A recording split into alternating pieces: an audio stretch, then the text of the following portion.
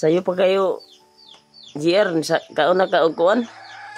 Yan tol, maaga pa kumain na ng mangga si Toko. Sarap man po.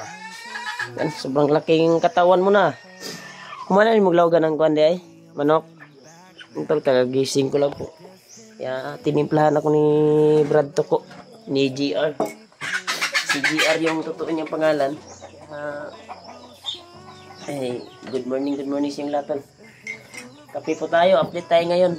Dahil may natanggap akong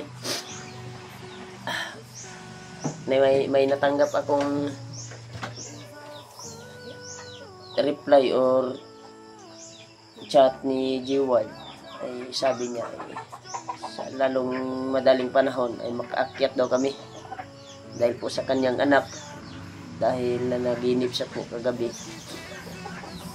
Delikado yung buhay ng kanyang anak. Kaya sabi niya pagkatapos na maghatid sa kanyang asawa doon sa kanyang mga magulang ay pupunta daw siya dito sa bahay. Kaya aantayin ko siya dito tol. Grabe sama talaga ng kuwan ko tol, ng kuwan ko, pakiramdam. Kahit masama pa yung pakiramdam natin ay kailangan tayo akyat dahil po sa pamangkin ko na hawak pa ngayon ng mga hayop ng mga bandido. Brad, pag unyara ng mangga Brad, sa'yo pa mo kay Brad ko na ipainiti sa na mo ang sikmura o magnapisa. Salamat kay gitimplahan ko nimo. Yan, malalaki na pala yung baboy ng biyanan ko dito tol. Grabe. Yan oh. Ito yung pinagawa ng biyanan ko tol. Na baboy, nagbuhi siya ng baboy dito dahil nandito daw sila Toko at Dudong. Si GR tol ba? GR kasi yung pangalan, totoong pangalan ni Toko. Yan. Oh, gitangag na. Toy! Imo na po nang gitangag. Ikaw karon. Yan. Yung isa walang laman. Yung isa dito. Tingnan natin yung mga alaga ni Toko dito. Ito yung pinaalaga ng biyanan ko tol. Gumawa talaga ng biyanan ko ng kulungan dito sa bahay. Yan oh, malalaki na talaga oh. Grabe, maliit pa to nung nakababa kami ba. Mga masigo pa na ng bangaga tol oh. Grabe, pagbalik ko sobrang laki na. Yung pinakain nito tol, anong pagkain nito? Pigrulak. Pigrulak yung pagkain daw. Grabe, sobrang laki na. Nung pagkuha namin dati nila Kuya Buds, sigo pa na diya sa bangag ba. Yan. Kung sino daw yung willing magpabuhi ng yung baboy, and bakante pa daw yung isa, sabi ni Toko. Joke lang tol. Pero bakante pa talaga yung isa tol.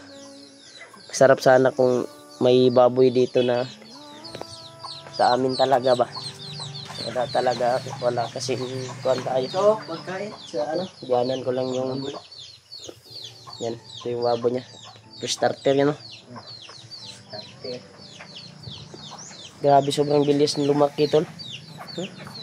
Sarap ng kuwan kasi malapit sa bumba. Yan, sumalig yung kuwan tol. Sa ligar sa kuwan tol. Sa biyanan ko na babae. Kaya nagpagawa sila ng ito yung mini-seeds ng asawa ko. Nagpagawa sila ng kuwan tol. Dita ko naman to. Grabe, bilis lumaki yung mga biik tol. Ngayon, naging baboy na. Hindi na biik. Si Kwan po no, kids garo mo kinaon ba? Dako man kayo mong lawas. Kanon na. Kanon? Yan, manluto. Oh, di na. Uro tatong konsumo nga katong bulan nga kong Kwan. Ay, ginaatnan ka nila mama dyan. Magbiyanan ako. Kanon. Dapat nang naman sila rin. dapat lang yung datan kanila kay di pabuhi man kanila og baboy.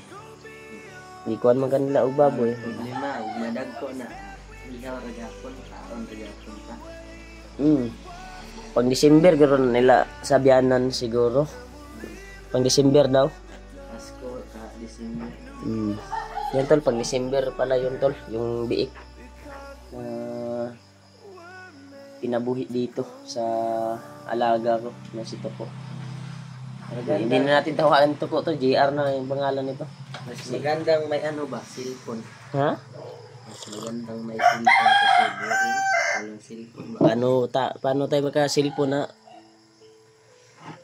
maliit lang yung natin, tama lang yung sahod na maabot natin. Pun masig makalugar-lugar ko. Mga December gero ko sa liga na ko December makapalit na kog cellphone mo. Kasi ngayon tibos palagi. Malaki ang sahod. Kasi mahina yung views natin. Hindi masyadong malakas. Di kagaya kay Kuya Buds na malakas yung kuwan ng views niya. Sa atin, pero nagpapasalamat pa rin ako tol sa dalangin niyo po. Pagdarasal niyo po sa akin at nagsubaybay sa aking video. Thank you so much po talaga tol. Kaya kapag may maaabot pa rin tayo sa pamilya ko, makapagsahod tayo. Thank you so much po talaga sa walang sawang suporta. Sinsya na po kayo tol na kuwan ako ba kasi masama kasi yung kan ko tol, yung pakiramdam ko pa sinisipon ba sinusubaw. Kaya may natanggap akong message galing kay Jewel. Kailangan daw balik bundok daw kami kagad dahil sa kanyang anak na bunsong anak niya ay pumasok daw sa panaginip niya tol na kailangan ma-rescue daw dahil bata pa yon. At sana may mabuting puso na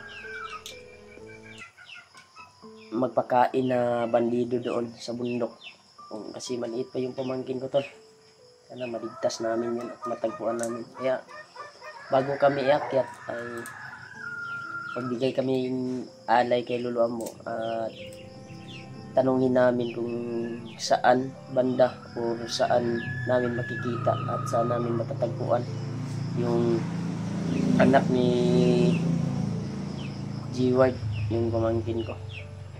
Sumbuti na madadaan tayo kay Lolo Ambo para magtanong, magdala tayo ng alay.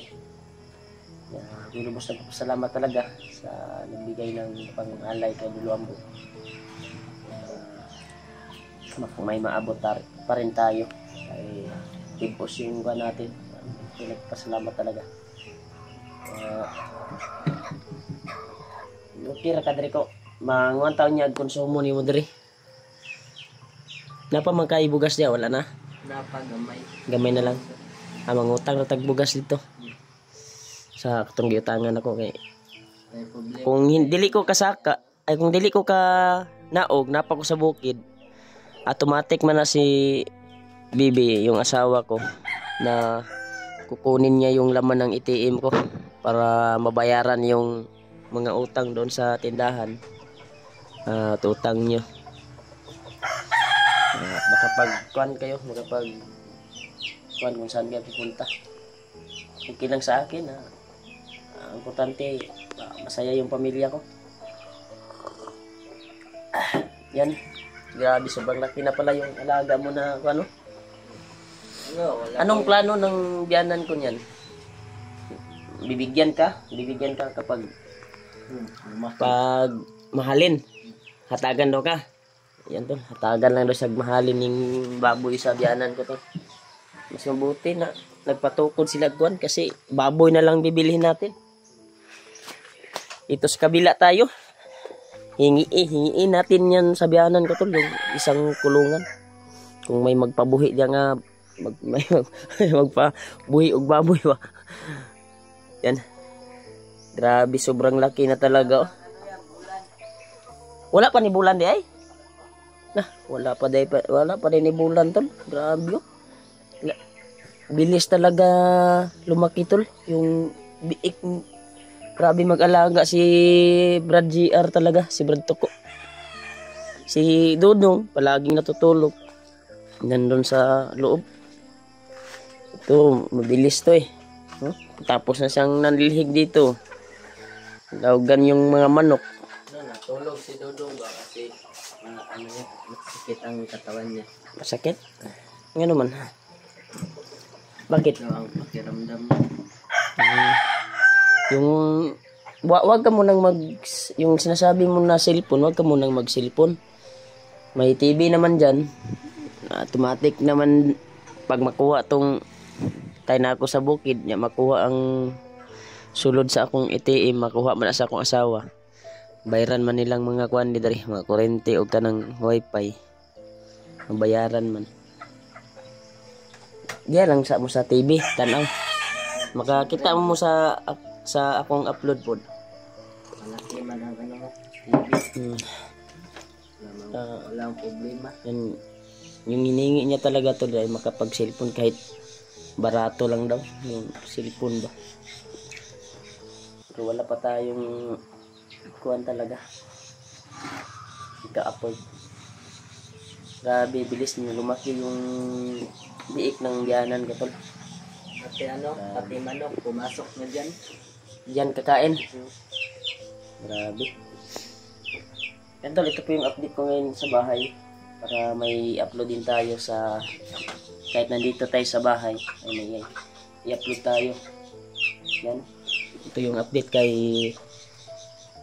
dating Brad Toko, ngayon ay si GR na kasi mas maganda yung totoong pangalan niya GR kaysa Toko. Parang yung Toko ay mura, parang yung kumakapit sa kuan parang tabili ba, yun yung Toko tol. Yung kumakapit sa mga lubi, kahoy. Laki na yung mo ba? Tissue. Lagi, Brad. Lagi. Diyan. Yan o. Malaki na. Maliit ba itong pagbili ko? Yung liit nito ay yung kanyan, pares ganyan o. Ngayon, malaki na yung mga kuy o. Kinuan mo nili ay? Kinuan? Yan. Mantog na. Bugaw man kayo ba? Kinlo na pala yung kwantulo. Lagi masaya sila o. Kasi malinaw na yung tubig. Yan. Grabe yung kaganapan sa kwantol. Sa Maynila. Grabe nakita ko yung kaganapan. Grabe. Kawawa yung mga kapulisan talaga. Yun. Pinagbabato ng mga tao. Ewan ko ba, hindi na ako papasok yan sa mga issue na yan. Napakagulo talaga. Nakita ko sa YouTube at sa Facebook page. Dami nakalat na balita. Ang gulo. Yan. Ito yung update namin ngayon tol. Kaya antay tayo kay G1 dito. May lampas ako mamaya. Ha? Lampas ba? Mangagbas ka?